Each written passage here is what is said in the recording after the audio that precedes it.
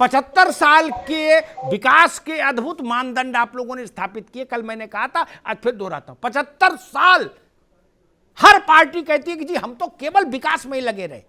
क्या जिन जिन माओ ने अपने लड़के का नाम विकास रखा था उन्हें नाम बदल दिए, बोले हर आदमी ढूंढता आ जाता है कि विकास किधर है। उसके बाद का एक ही चावल दिखाई देता हूं।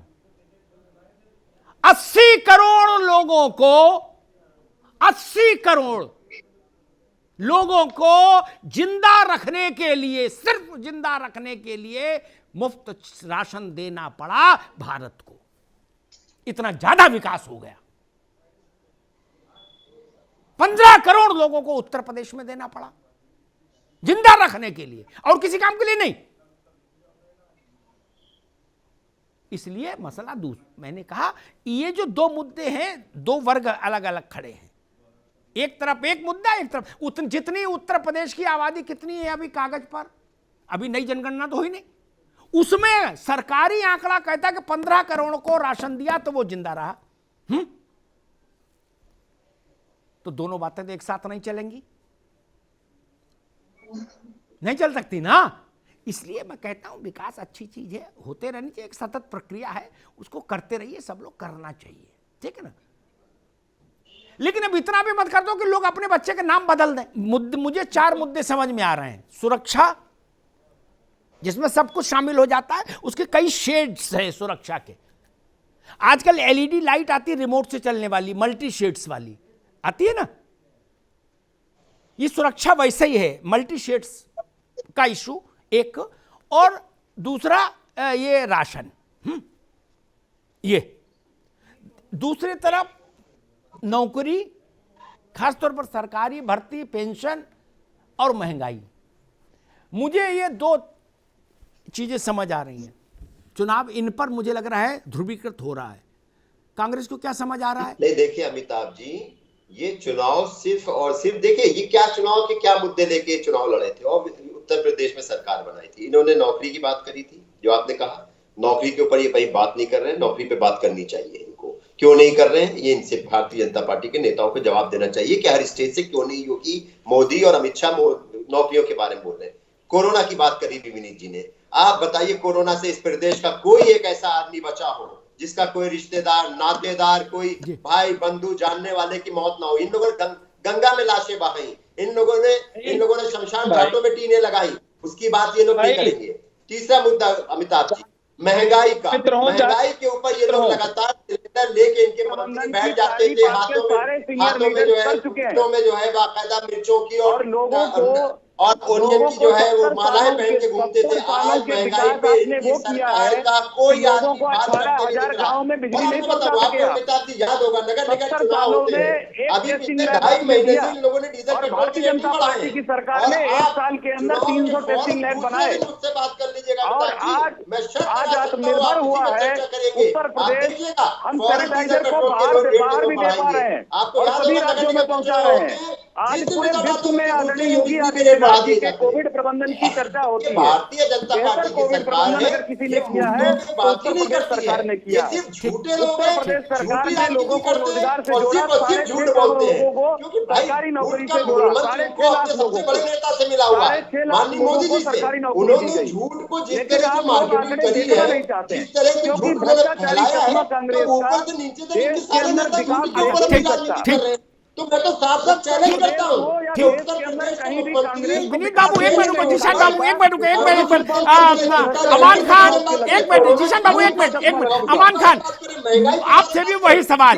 एक तरफ 2 मुद्दे, एक तरफ 2 मुद्दे। आपके हिसाब से उत्तर प्रदेश का मतदाता किस तरफ उसके दिमाग में, जहन में है कि भाई ये मुद्दा प्रमुख है, हम इसको ध्यान में रख के वोट करेंगे? अमिताभ सर देखिए, 3 मुद्दे सबसे बड़े हैं, किसान, नौजवान और व्यापारी। ये तीनों मुद्दे सबसे बड़े हैं। आज इन तीनों की जो हालत हुई है आजादी के बाद, ऐसी कभी भी ऐसी हालत नहीं हुई है। और भारतीय जनता पार्टी के प्रवक्ता यहाँ बैठे हैं, उन्होंने इससे पहले ये कहा कि कोरोना में हम एक साथ खड़े हुए।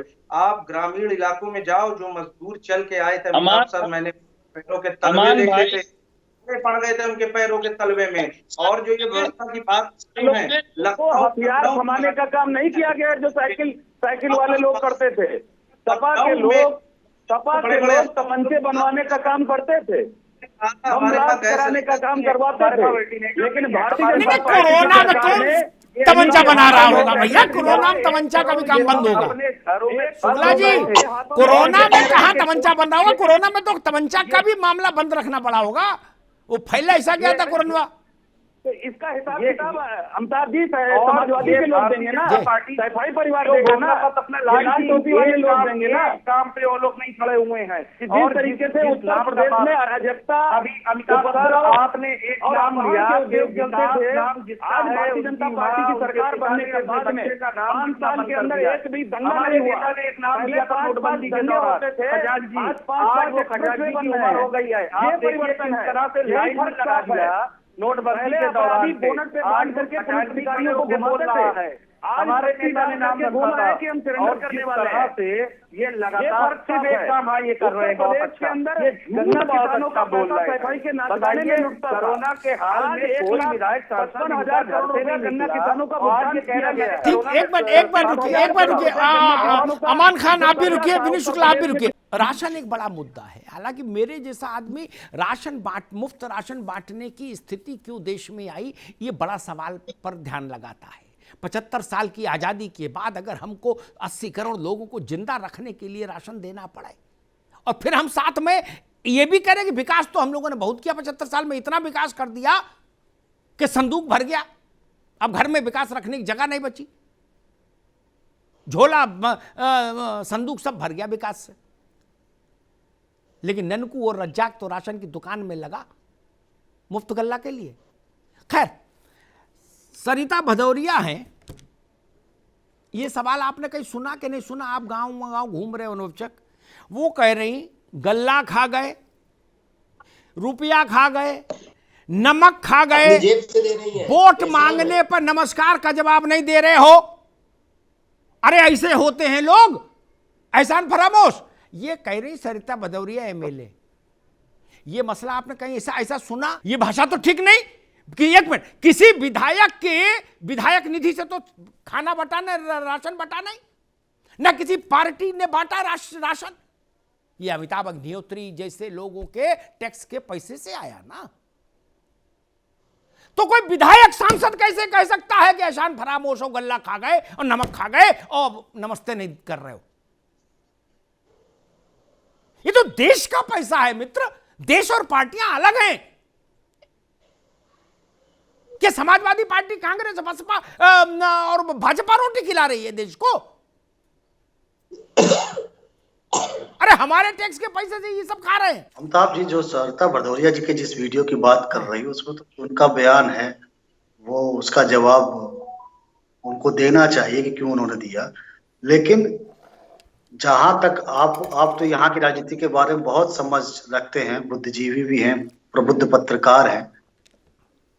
जब सरकारी विकास की योजनाओं की बात भारतीय जनता पार्टी करती तो उस पर तो उंगलियां उठाई जा सकती, लेकिन एक प्रश्न ऐसा है, उस पर जब बात होती है तो कहीं से कोई उसके विरोध में स्वर नहीं आता। जहां उनको गांव वालों को, शहर वालों को, यादव लैंड जिसको आप कह रहे हैं, यहाँ के लोगों को समाजवादी पार्टी की सरकार में जिस तरीके से उनकी जाति के लोगों का आतंक रहता था, जैसे वो बात याद दिलाई जाती, चारों तरफ सन्नाटा छा जाता है। अमान खान, मैं इसका ये भाजपा ने इसको इशू बनाया है और ठीक बात है, राजनीतिक दल है। एक बात कहूंगा अमिताभ सर, ये तीसरे चरण में जो चुनाव होने जा रहा है उसमें हाथरस भी है, और उस बेटी को भी याद करें, ये लोग उस बेटी को भी याद करें। ये किस सुरक्षा की बात कर रहे हैं? बात हो रही है, जैसे बुंदेलखंड की बात आप नहीं कर रहे थे, आप यादव लैंड की बात कर रहे थे। यादव लड़की समाजवादी पार्टी के नेता के आंगन से मिलती है, गाड़ी लेके निकल जाते हैं, लोगों का आतंक याद किया जाता है, और किस तरीके से समाजवादी पार्टी की सरकार में सिर्फ और सिर्फ यादव समाज के लोगों का आतंक रहता था। अगर वो जैसे याद दिलाते हैं, उसके